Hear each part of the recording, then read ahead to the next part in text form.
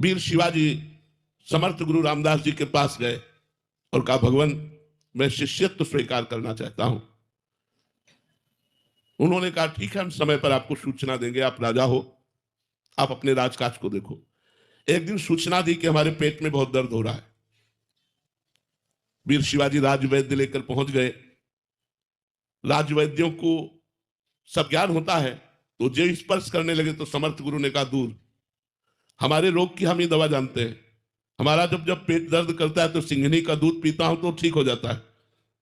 शिवाजी तुम जाओ और सिंघनी का दूध दूह के लाओ। साथ में ध्यान रखो, सिंघनी का दूध स्वर्ण के पात्र में टिकता है, नहीं तो फाड़ देता है, अन्य पात्रों की क्षमता नहीं। स्वर्ण का पात्र ले जाओ, और कोई भी अस्त्र नहीं और कोई भी सैनिक नहीं, कोई भी अंगरक्षक नहीं, मतलब सीधे मृत्यु में झोंक दिया। शिवाजी बिल्कुल नहीं हिले।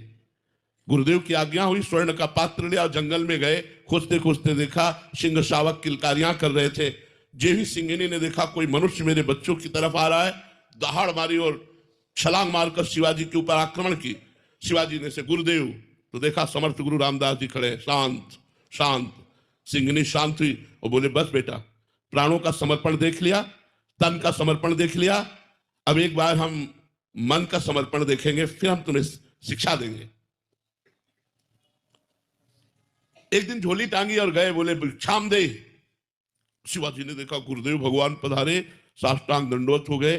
भिक्षाम दे, गुरुदेव का सब कुछ मैं क्या दूं? तुरंत कागज पे पूरा खजाना, अपना नाम, अपनी रानी का, बच्चों का पूरा सब नाम लिखा, पूरा लिखकर झोली में डाल दिया।